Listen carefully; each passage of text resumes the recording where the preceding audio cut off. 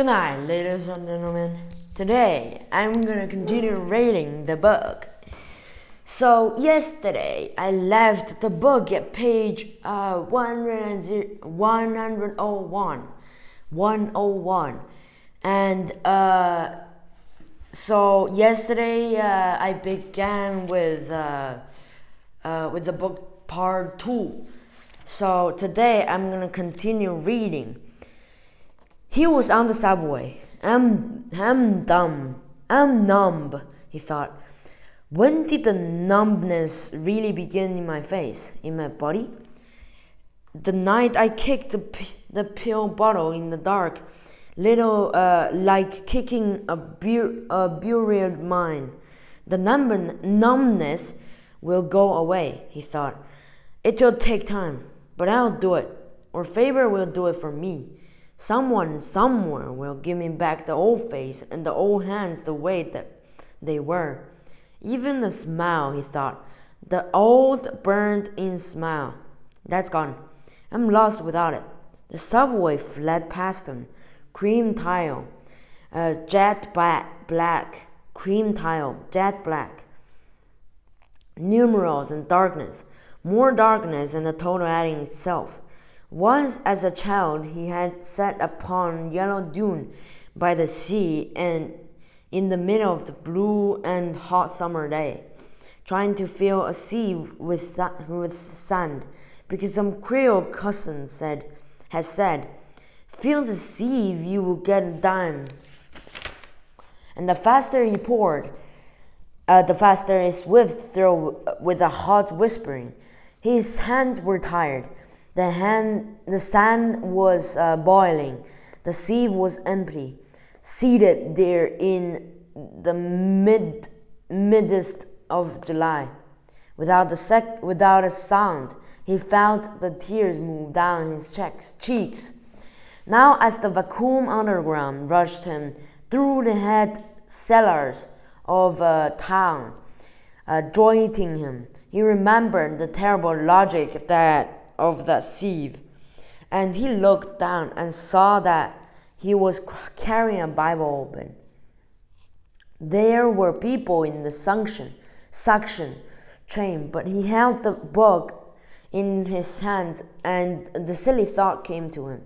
If you read fast and read on, maybe some of the sand will stay in the sieve.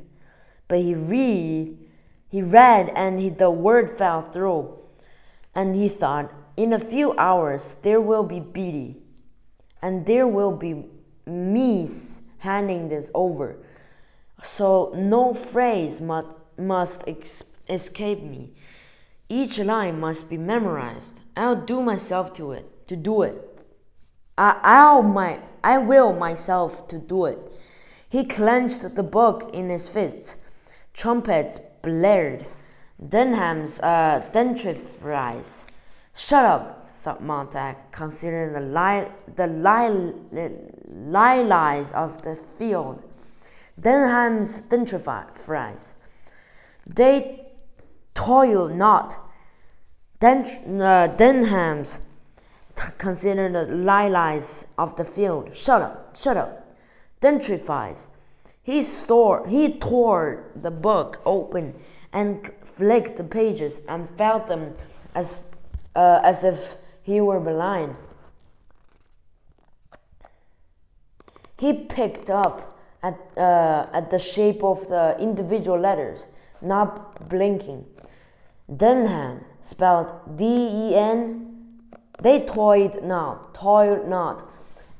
Neither do they.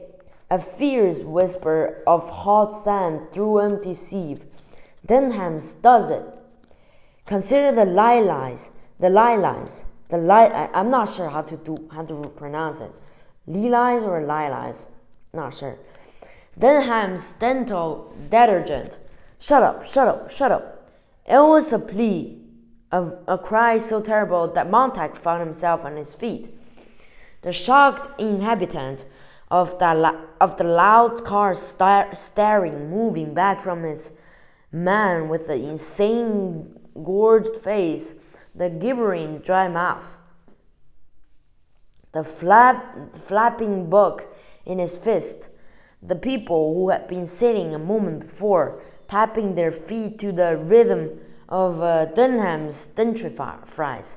Dunham's dandy dino detergent. Denham's dentifrice. Nah, bro, this is so dentifrice. 1 2 1 2 3 1 2 1 2 3. The people whose mouths had been faintly twitching the words oh my god, dentifrice. I think I read all of them wrong, because it should be dentifrice, not dentifrice. Dentifrice. The train radio vomited upon Montag. In retaliation, a great tongue load of music made of tin, copper, silver, chromium, and brass. The people were pounded into submission. They did not run. There was no place to run. The great iron train fell down its shaft in the earth. Lies of the world. Of the field, Denham's lies, I said. The people stared. Call the guard. The man's off. No view. The train hissed to its stop. No view, a cry. Denham's, a whisper. Montag's mouth barely moved. Lies. The train door whistled open. Montag stood. The door gasped, started shut. Only then did he leap past the other passengers, screaming in his mind, plunged through the slicing door only in time. He ran on the white tiles up through the tunnel, ignoring the escalators, because he wanted to feel his feet move. Arms swing, lungs clench, unclench, feel his throat go raw with air. A voice dragged after him. Denham's. The train hissed like a snake. The train vanished in its hole. Who is it? Montag, out here. What do you want? Let me in. I haven't done anything. I'm alone, damn it. You swear it. I swear. The front door opened slowly. Faber peered out, looking very old in the light, and very fragile and very much afraid. The old man looked as if he had not been out of the house in years. He and the white plaster walls inside were much the same. There was white in the flesh of his mouth and his cheeks, and his hair was white, and his eyes had faded. Oh God! With white in the vague blueness there. Then his eyes touched on the book under Montag's arm, and he did not look so old anymore, and not quite so fragile. Slowly his fear went. I'm sorry. One had to be careful. One has to be careful. He looked at the book under Montag's arm and could not stop. So it's true. Montag stepped inside. The door shut. Sit down, Faber backed up, as if he feared the book might vanish if he took his eyes from it. Behind him, the door to a bedroom stood open, and in that room, a litter of machinery and steel tools were strewn upon a desktop. Montag had only a glimpse before Faber, seeing Montag's attention diverted, turned quickly and shut the bedroom door, and stood holding the knob with a trembling hand. His gaze returned unsteadily to Montag, who was now seated with a book in his lap. The book. Where did you? I started. Faber, for the first time, raised his eyes and looked directly into Montag's face. You're brave. No, said Montag. My wife's dying. A friend of mine's already dead. Someone who may have been a friend who was burned less than 24 hours ago. You're the only one I knew might help me. To see.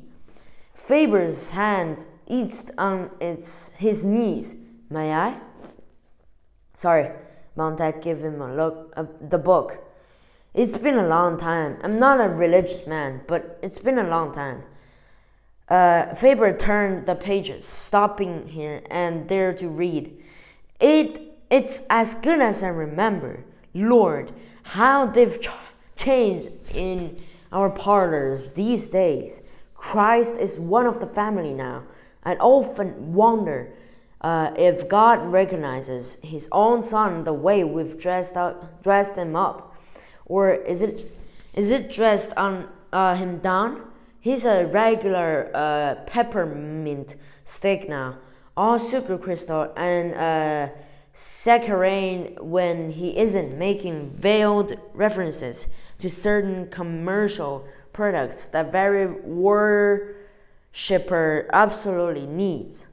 Faber sniffed the book. Do you know that books smell like nutmeg or some spice from a foreign land? I loved to smell them when I was a boy. Lord, there were a lot of lovely books once. Before we let them go, Faber turned the pages. Mr. Montag, you're looking at the coward. I saw the way things were going. A long time back, I said nothing.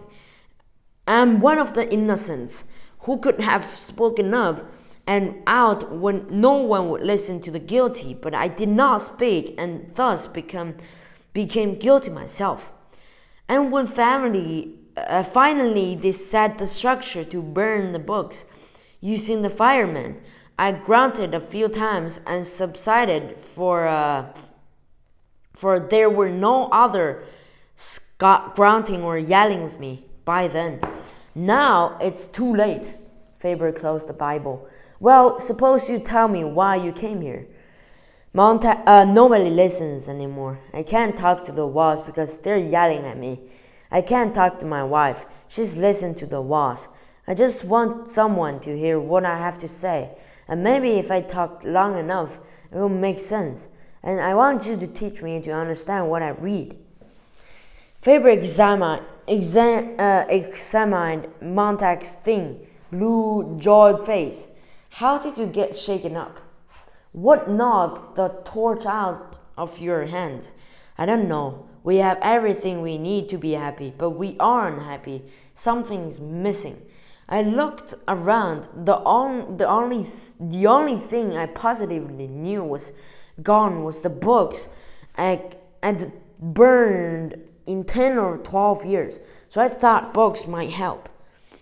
You're a hopeless romantic, said Faber. It would be funny if it were not serious. It's not books you need. It's some of the things that once were in the books. The same things could be in the parlor families today.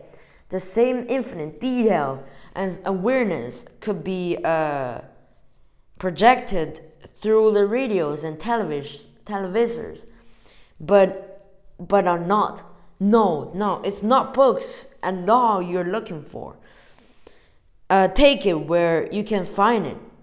In old phonograph records, old motion pictures, any old friends. Look for it in nature and look for it in yourself. Books were for it in nature and look for it in yourself. Books were only one type of a receptacle where we stored a lot of things we were afraid we might forget. There's nothing magical in them at all. The magic's only in what books say, how they stitched the patches of the universe together into one garment for us. Of course you couldn't know this. Of course you still can't understand what I mean when I say this. You're intuitively right. That's what counts. 3 things are missing. So if you want to know what 3 things are missing, tomorrow I'm gonna read the next. I'm gonna continue reading. So you will know what does Faber mean. 3 things that society is missing. So that's for today. If you like my reading and if you like the video, comment and subscribe to my channel. And I will see you in the next video. Peace.